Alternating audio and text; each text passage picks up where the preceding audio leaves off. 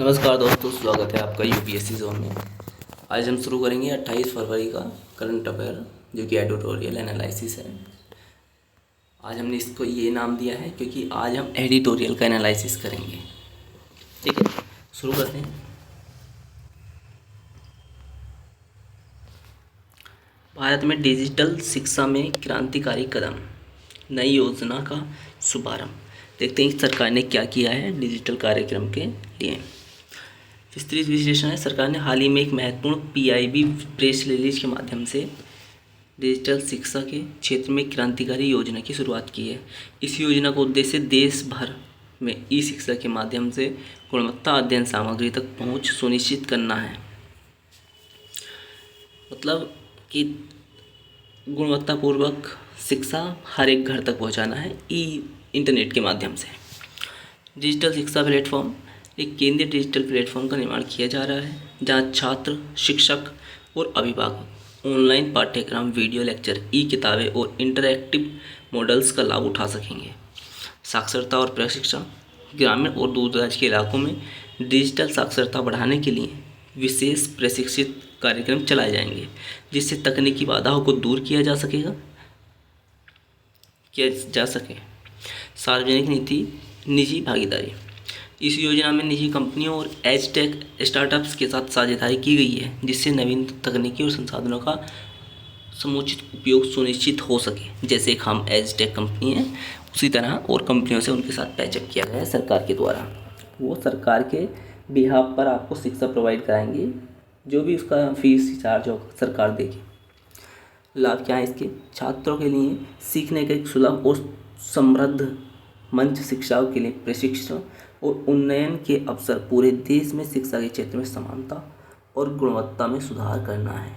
इसका लाभ यह है, समान शिक्षा का वितरण होगा और गुणवत्तापूर्वक शिक्षा प्रत्येक व्यक्ति तक पहुंचेगी ई शिक्षा के माध्यम से। इसलिए सरकार ने इसमें काफ़ी सारा इन्वेस्ट किया और एज टेक कंपनियों को पार्टनरशिप ऑफर दिया है। CPIM का रुख बदला, बड़े राजनीतिक बदलाव की संभावना। ये क्या है CPIM? देखते हैं। एक the communist party CPMI, communist party को CPIM ने हाल ही में अपने रुख में बदलाव किया है जो भारतीय राजनीति में बड़े बदलाव की संभावना को जन्म दे सकता है। मुख्य बिंदु, इसके राजनीतिक संकेत क्या होंगे, राजनीतिक प्रभाव क्या होगा, क्योंकि पार्टी है तो राजनीति में ज़्यादा इम्पैक्ट होगा। CPIM के नेताओं ने अपने पुराने कठोर नीतियों से हटकर अधिक समावेशी और नवाचारपूर्ण दृष्टिकोण अपनाने का संकेत दिया है। जो CPMI है उसने एक नवीन सोच को एडॉप्ट करने की सोची है। आंतरिक दबाव, पार्टी में युवा नेता और अन्य विचारधाराओं के प्रवाह ने पारंपरिक दृष्टिकोण को चुनौती दी है जिसमें पार्टी में सुधारात्मक बदलाव की संभावनाएं बढ़ गई हैं।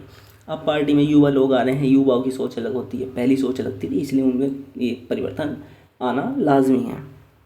राष्ट्रीय राजनीति और परिदृश्य का प्रभाव, यदि CPIM इस नए रुख के कारण सफल होता है तो इससे केंद्र और राज्य सरकारों में राजनीतिक संतुलन का गहरा प्रभाव पड़ सकता है, खासकर आगामी चुनावों के संदर्भ में।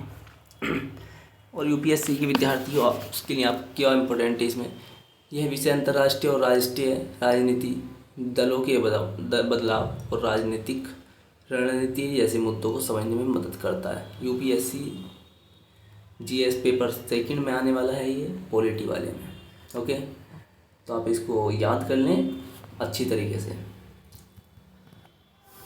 आगे देखते हैं अगले टॉपिक में क्या है। ट्रंप ने रूस को चीन कैंप से बाहर किया। ट्रंप ने रूस को चीन की कैंप से बाहर किया है। अगर अमेरिका का रूस संबंध सुधरे तो भारत के हित में होगा। मतलब अगर अमेरिका और रूस के संबंध सुधरते हैं तो भारत को अच्छा खासा फ़ायदा होने वाला है।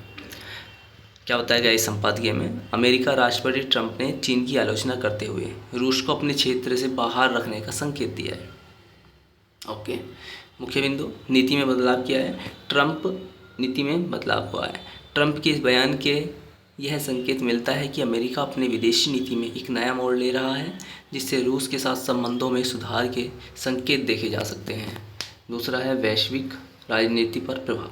इस कदम से वैश्विक शक्ति संतुलन में बदलाव आ सकता है, जो विशेष रूप से भारत के लिए महत्वपूर्ण है, क्योंकि बेहतर अमेरिका रूस संबंध से भारत के आर्थिक और राजनीतिक हितों में लाभ हो सकता है। सही बात है, अगर दो देशों के बीच अच्छे संबंध होंगे तो उनके व्यापारिक संबंध अच्छे होंगे, आर्थिक होंगे, और भारत को भी लाभ होगा, क्योंकि दोनों का भारत दोस्त है।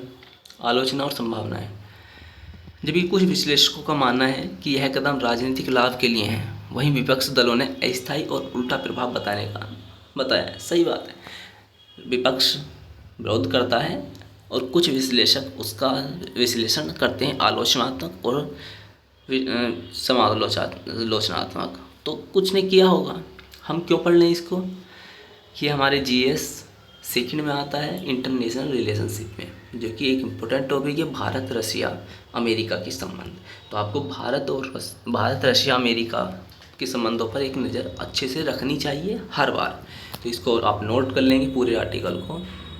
मौसम अपडेट, हीट वेव, बढ़ते तापमान और सेहत व अर्थव्यवस्था पर प्रभाव। जिस तरीके से जलवायु परिवर्तन बढ़ रहा है, क्लाइमेट चेंज की घटनाएं बढ़ती जा रही हैं, उस तरीके से हमारी सेहत, अर्थव्यवस्था पर क्या प्रभाव पड़ने वाला है वो इसमें समझेंगे। समझे, भारत में बढ़ते तापमान और हीट वेव की स्थिति पर केंद्रित है, जो लोगों की सेहत और अर्थव्यवस्था दोनों पर असर डाल रही है। मुख्य बिंदु क्या है। पारिस्थिति, देश के विभिन्न हिस्सों में तापमान में असाधारण वृद्धि हुई है, जिससे हीट वेव, स्ट्रोक, डिहाइड्रेशन और स्वास्थ्य संबंधी समस्याएं बढ़ी हैं। आर्थिक प्रभाव क्या है। बढ़ते तापमान से कृषि, निर्माण और पर्यटन जैसे क्षेत्रों पर नकारात्मक प्रभाव पड़ रहा है, जिससे स्थानीय अर्थव्यवस्था में मंदी का खतरा है। अर्थव्यवस्था में मंदी का खतरा है क्योंकि जब फसलें नहीं होंगी, टूरिस्ट नहीं होंगे, तो अर्थव्यवस्था पर जोर पड़ेगा, जो उनसे पैसा आने वाला नहीं आएगा। सरकारी प्रयास क्या है। सरकार ने हीट वेव से निपटने के लिए जल आपूर्ति बढ़ाने, सरकार नागरिकों को सलाह देने और आपातकालीन चिकित्सा सेवाओं का प्रबंध करने के उपाय किए हैं। हम क्यों पढ़ रहे हैं इसको। ये हमारे जीएस थर्ड में आता है, इन्वायरमेंट में, इसलिए इम्पोर्टेंट है। जीएस थर्ड के लिए हम इसको पढ़ेंगे अच्छे से। और एक क्लाइमेट चेंज अच्छा खासा टॉपिक है यूपीएससी के लिए, और ये बढ़ता जा रहा है, क्योंकि यूपीएससी भी एकदम वर्तमान के टॉपिक्स उठाता है। तो ये वर्तमान का ही टॉपिक है। ये जो हम आपको ये वाला टॉपिक पढ़ा रहे हैं, ये शायद ही किसी ने आपको पढ़ाया हो। भारतीय बाजारों का पतन, एक आलोचना।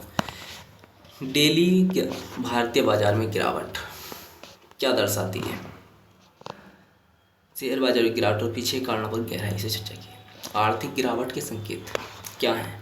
भारतीय बाजारों में गिरावट के प्रमुख कारणों में वैश्विक मंदी, घरेलू निवेश में कमी और मौद्रिक नीति में अनिश्चितता शामिल है। लेख में बताया गया है कि कैसे बाजार में लगातार गिरावट से निवेशकों का आत्मविश्वास प्रभावित हो रहा है, और यह विश्वास के दीर्घकालिक विकास के लिए चिंताजनक संकेत है। जब मार्केट नीचे गिरता जाएगा तो जितने भी निवेशक होंगे वो बाहर मार्केट से जाना चाहेंगे, क्योंकि उनको अपना पैसा नहीं डुबोना। इसीलिए निवेशकों का जो विश्वास है उसको बनाए रखना बहुत ज़रूरी होता है। बट यहाँ पर नहीं बनता दिख रहा है। दिन पर दिन मार्केट नीचे गिरता जा रहा है।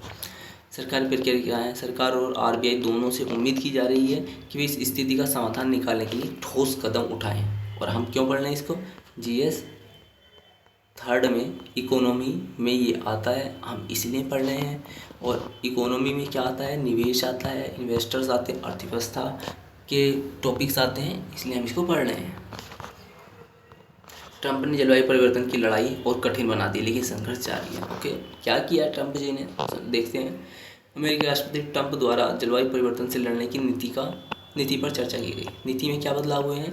ट्रंप की नीति जलवायु परिवर्तन के खिलाफ लड़ाई को और कठिन बना रही है, जिससे वैश्विक प्रयास प्रभावित हो रहे हैं। ओके, लेख में कहा गया है कि हालांकि ट्रंप के कदम से वैश्विक जलवायु सुधार में बाधा आई है, लेकिन वैश्विक समुदाय का संघर्ष जारी है।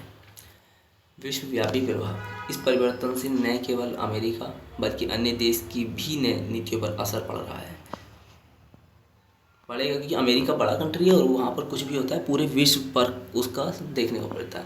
और ये हमारे आता है जीएस थर्ड में, इन्वायरमेंट एंड इंटरनेशनल रिलेशनशिप में भी आता है, बट इन्वायरमेंट में ज़्यादा आता है। जलवायु परिवर्तन का टॉपिक है।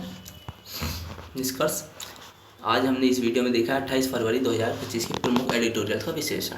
ये संपादकीय में आर्थिक नीति, साइबर सुरक्षा, ये सब शिक्षा नीति से जुड़ी उम्मीदवारों को किस तरीके से समझ विकसित करनी है और कैसे कैसे इसको पढ़ना है, ये सब के बारे में हमने बात की है।